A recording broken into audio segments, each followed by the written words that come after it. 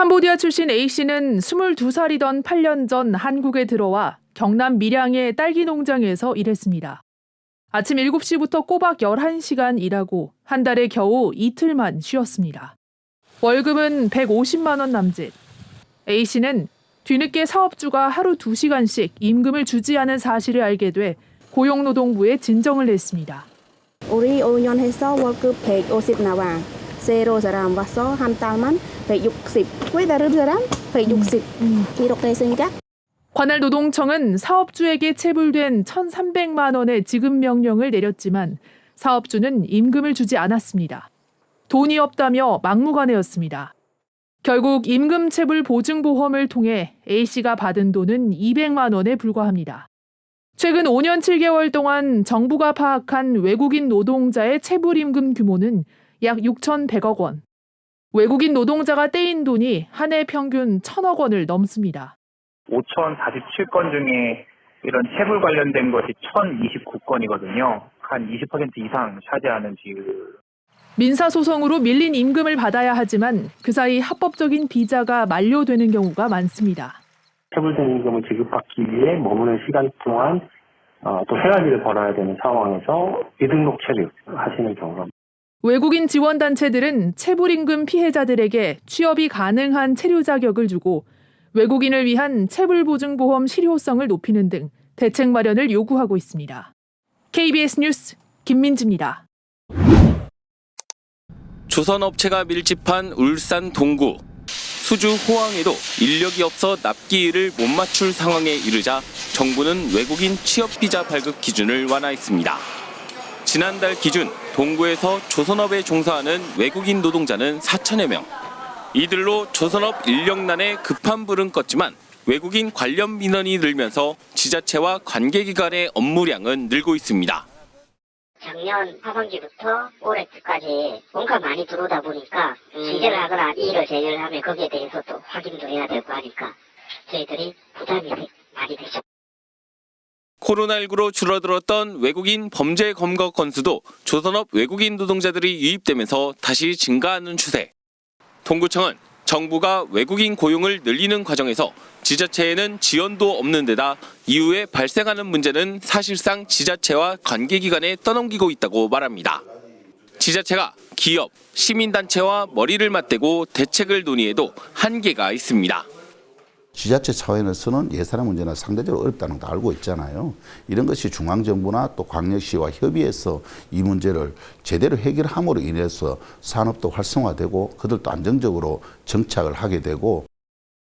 이런 가운데 정부는 비자 발급 요건을 완화해 외국인 노동자를 더 유입시킬 계획입니다.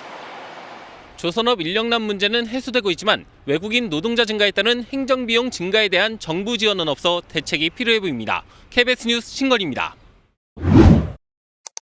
고가도로 아래 늘어선 한 농촌 마을의 비닐하우스. 지난달 스스로 목숨을 끊은 캄보디아 출신 노동자가 반년 가까이 살던 곳입니다.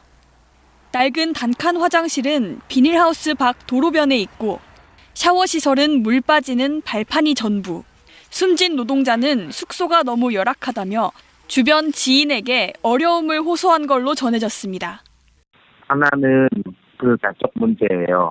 두 번째는 사업장 숙소 문제, 난방도 없고 힘들어서 혼자 또 외로워서.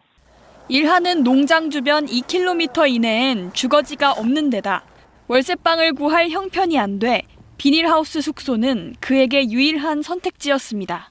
사업주가 편법으로 가설 건축물을 제공하는데 노동부에는 그렇게 등록하지 않으려고 근로계약서에 미제공으로 체크를 하고. 캄보디아에서 온 이 노동자. 근로계약서에는 주택을 제공해주겠다고 돼 있었지만 막상 입국해보니 비닐하우스 컨테이너였습니다. 농장주는 숙소를 제공한다는 이유로 월급에서 30만 원씩 차감하기까지 했습니다.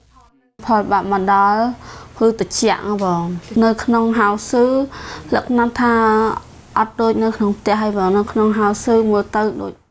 정부는 비닐하우스 등 임시시설을 숙소로 제공할 경우 외국인 고용 허가를 안 내주고 있지만 지자체가 허락한 경우엔 예외를 뒀습니다.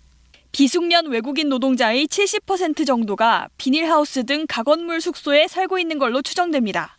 예외 규정이 열악한 주거시설을 방치하는 통로로 악용되고 있는 셈입니다.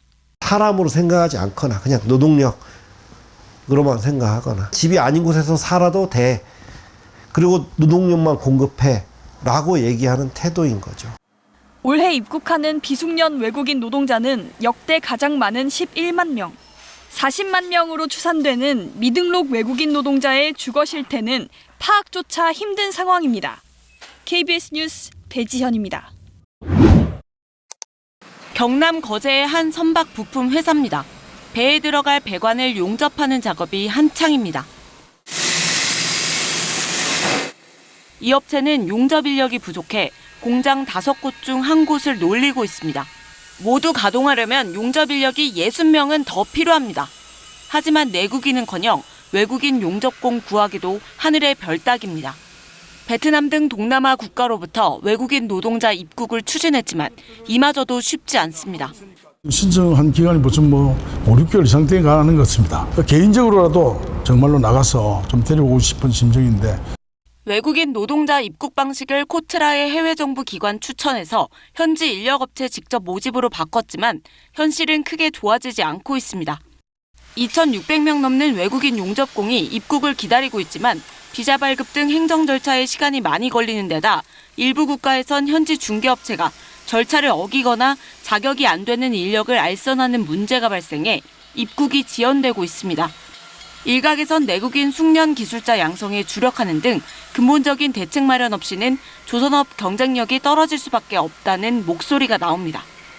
현재 임금 격차가 협력사와 직영이 40% 이상 나기 때문에 협력사에 좋은 친구들이 안 올라가는 거거든요. 현재 국내 조선업의 생산 인력은 7만 1,000여 명.